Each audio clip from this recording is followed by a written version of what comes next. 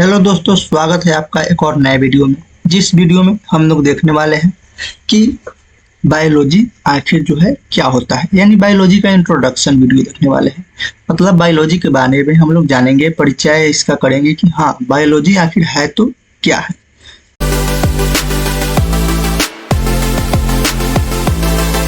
10th 11th 12th जो है ना, सभी के लिए ये इंट्रोडक्शन वीडियो जो है बेसिक नॉलेज ही इसमें बताया जाएगा आपको। तो सबसे पहले यहाँ बताना है हम आपको कि जो जीव विज्ञान क्या होता है, मतलब बायोलॉजी क्या होता है। देखिए बायोलॉजी यहाँ पे है बायोलॉजी।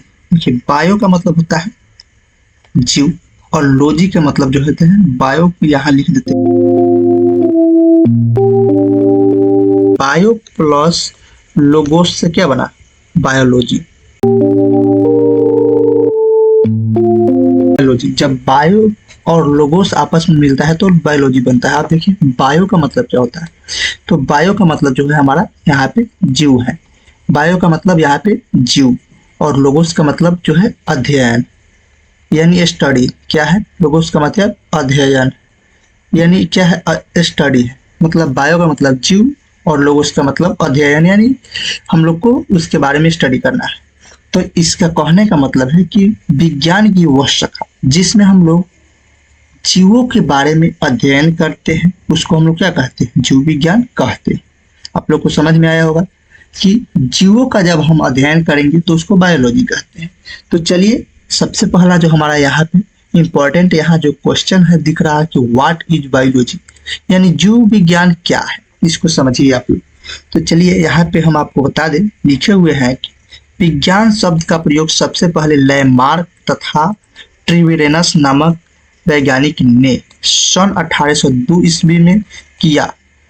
जीव विज्ञान जीवों यानी लिविंग बीइंग का अध्ययन है, क्योंकि पौधों और जंतु दोनों ही जीवित है, इसलिए इस विज्ञान में सभी जीवधारी का अध्ययन सम्मिलित है। अब आपको यहाँ समझने की जो बात है, यहाँ ऑब्जेक्टिव भी क्वेश्चन आ सकता है कि विज्ञान का जो है, विज्ञान शब्द सबसे पहले किसने बोला, या विज्ञान शब्द का जो है सॉरी जीव विज्ञान का नाम किसने किया, यानी नामकरण किसने किया। तो ट्रिवेरनस और लैमार्क दो वैज्ञानिक थे जिन्होंने 1820 ईस्वी में बायोलॉजी शब्द का जो है क्या उत्पत्ति किए, मतलब नामकरण किए। अब यहाँ है कि बायोलॉजी में हम लोग क्या करते हैं, लिविंग बींग्स मतलब जीवों के अध्ययन करते हैं। और यह क्या होता है, यह पौधे और जंतु दोनों के लिए होता है। यह जिसमें जो पौधा या जंतु जीवित होता है उसके लिए हम लोग पढ़ते हैं। हम लोग इसको सिंपल भाषा में कहते हैं विज्ञान की वह शाखा जिसमें हम जीवित पौधे और जीवित जंतुओं के बारे में अध्ययन करते हैं, उसको हम लोग बायोलॉजी यानी जीव विज्ञान कहते हैं। चलिए अब आप लोग यहाँ पे जो इंग्लिश मीडियम के स्टूडेंट है वे समझिएगा।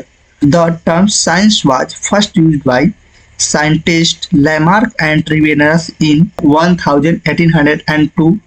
मतलब इसका कहने का मतलब हो गया कि जो है लैमार्क और ट्रिवेरनस जो दो वैज्ञानिक थे, उन्होंने 1802 ईस्वी में क्या किया कि जो है विज्ञान यानी जीव विज्ञान का नामकरण किया।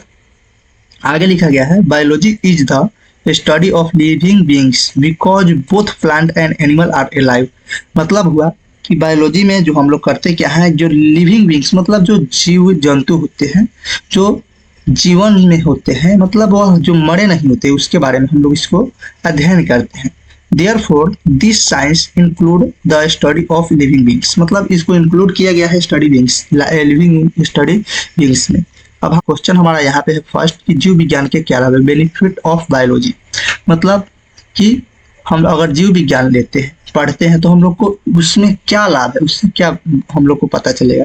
तो यहाँ आंसर में लिखा गया जीव विज्ञान के लाभ निम्नलिखित है। मतलब इसको आप लोग समझिएगा। एक नंबर पॉइंट है, जीव विज्ञान अध्ययन से हम अपने आसपास के प्रकृति संसाधनों को संरक्षित रख सकते हैं।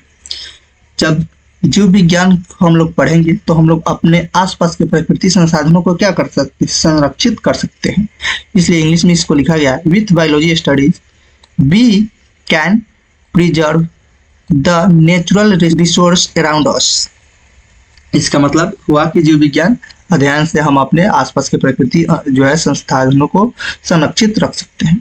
दूसरा नंबर पॉइंट है यहाँ पे this gives us more information about our body. मतलब इससे हमें अपने शरीर के बारे में और अधिक जानकारी मिलती है। बायोलॉजी से। तीसरा यहाँ पे पॉइंट है, this shows us the right relationship with nature. मतलब हुआ कि इससे हमें प्रकृति के साथ सही संबंधों का पता चलता है। चौथा नंबर यहाँ पे पॉइंट है हमारा, this show us the change taking place in nature. मतलब इससे हमें प्रकृति में होने वाली परिवर्तनों का क्या होता है, पता चलता है। तो यहाँ पे जो है अगला क्वेश्चन है कि जीव विज्ञान के जनक यानी फादर ऑफ बायोलॉजी कौन है। तो समझिए आप लोग, यहाँ लिखा गया है अरस्तु को जीव विज्ञान के जनक कहा जाता है।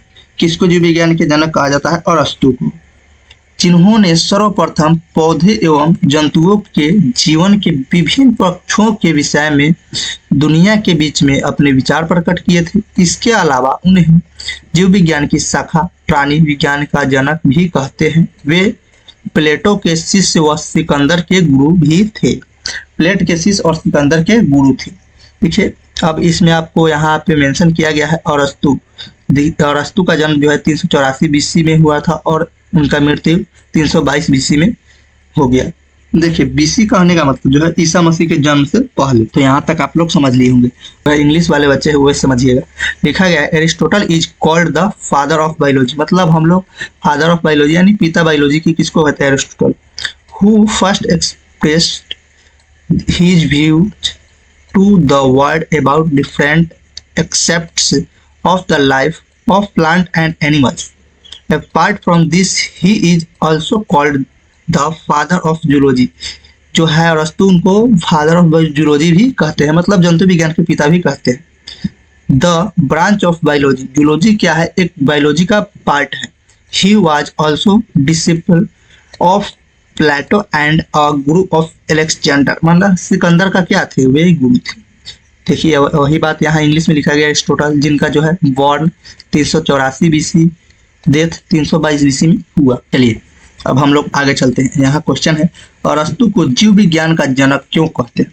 हाँ, आप लोग को बहुत दिनों से यह क्वेश्चन आपको जो है पता करने के लिए जो है आप लोग बहुत बेहाल हुए होंगे। मतलब आप लोग कह सकते हैं ना कि उसको सर्च कर रहे होंगे कि अरस्तु को ही क्यों विज्ञान का पिता कहा जाता है, जीव विज्ञान का पिता आखिर अरस्तु को ही क्यों कहा जाता है।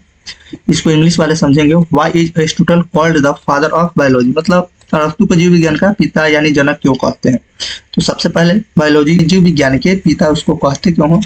अरस्तु को। तो यहाँ लिखा गया है उत्तर, अरस्तु को जीव विज्ञान के पिता इसलिए कहा जाता है क्योंकि उन्होंने व्यापक रूप से प्राकृतिक दुनिया यानी नेचुरल वर्ल्ड का अध्ययन किया था और इनकी उत्पत्ति को दिव्य हस्तक्षेप से जोड़ने के बजाय वैज्ञानिक अंतर्दृष्टि और व्यवस्थित टिप्पणियों का उपयोग करके जांच की थी। मतलब जांच किए थे। वह पहले ऐसे व्यक्ति थे जिन्होंने जानवरों के बीच संबंध को उजागर करने और वर्गीकरण की एक प्रणाली स्थापित किया था। इसीलिए हम लोग क्या कह सकते हैं, अरस्तु को जीव विज्ञान का पिता कहते हैं। इंग्लिश वाले समझेंगे, यहाँ लिखा गया Aristotle is called the father of biology because he extensively studies the natural world. इसका मतलब आप लोग यहाँ समझे ही होंगे कि अरस्तु को जीव विज्ञान का पिता इसलिए कहा जाता है क्योंकि इन्होंने व्यापक रूप से क्या किए थे? नेचुरल वर्ल्ड का अध्ययन किए थे and investigated its origin using scientific insight and systematic observations rather than linking it to divine incarnation. He was the first person to the up a system of classification and highlighting the relationship between animals. इसको आप लोग समझ लिए होंगे। अब यहाँ पे अगला क्वेश्चन है, जीव विज्ञान बायोलॉजी के सबसे बड़े वैज्ञानिक। मतलब जीव विज्ञान के जो है 10 सबसे बड़े बायोलॉजी के जो वैज्ञानिक हैं उनको बारे में आप लोग समझिएगा यहाँ। इसीलिए यहाँ लिखा गया the 10 greatest scientist in biology. सबसे पहले है अरस्तु, जिनका जन्म 384 बीसी में हुआ और मृत्यु 322 बीसी में हुआ। देखिए, इन्होंने जीवित सजीवों का वर्गीकरण करने वाले थे। दूसरा है गैलेन, जिनका जन्म 129 में हुआ और 161 एडी में जो है उन्होंने उनका देहांत हो गया। प्रारंभिक चिकित्सा का प्रयोग किए थे इन्होंने। एंटोनी वैन लेवेनहॉक 1732 से 1723 तक किए थे। माइक्रोबायोलॉजी का अध्ययन किए थे कार्ल लिनियस 1707 से 1775। आधुनिक टैक्सोनॉमी का जो है इन्होंने अध्ययन किया था यानी बताया था। चार्ल्स डार्विन है 5वां नंबर 1809 से 1882। विकासवाद का सिद्धांत के बारे में बताए थे। ग्रेगर जॉन मेंडल जिनका जन्म 1822 में हुआ और 1884 में मृत्यु हुआ। इन्होंने आधुनिक आनुवंशिकी का पता लगाया था, मतलब उनके बारे में अध्ययन किया था। बारबरा मैकिलॉन्टक जिन्होंने 1902 ईस्वी में जन्म लिया और 1992 में इनका मृत्यु हो गया। इन्होंने जैम्पिंग जीन्स के बारे में बताया था। वाटसन जिनका जन्म 1928 ईस्वी में हुआ था और यह वाटसन और क्रिक जो है दोनों मिलकर इन्होंने डीएनए संरचना पर जो है अपना सिद्धांत बताए थे। अब यहाँ अगला है हमारा जेन गुडाल जिन्होंने 1934 ईस्वी में जन्म लिया। इन्होंने चिंपांजी को समझे। 10वां नंबर है बिलमुट 1944 और कैंपबेल जिन्होंने 1954 से 2012 एक स्तनपायी मैमल्स का क्लोन बनाना। तो ये है उनका जो है बहुत जो 10 वैज्ञानिक है उनके बारे में हम लोग जाने कि किस चीज के बारे में उन्होंने बताया। इसको आगे यहाँ पे दिया गया है इंग्लिश में। यहाँ क्वेश्चन है कि what is BC and AD, मतलब बीसी और एसी जो है एडी क्या है, इसका फुल फॉर्म हम लोग को बताइए कि आखिर सर बीसी और एडी क्या होता है, हमको समझ नहीं आया।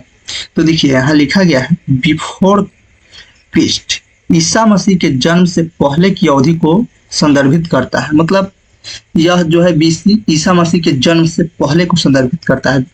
Before Christ refers to the period before the birth of Jesus Christ. समझिए। दूसरा है एडी, एडी का मतलब होता है एनोन डोमिनी, लैटिन में प्रभु के वर्ष में के लिए यीशु के जन्म का उल्लेख करता है। Anno Domini refers to the birth of Jesus in Latin for in the years of the Lord. तो दोस्तों यहीं पे हमारा जो है क्या होता है वीडियो समाप्त होता है।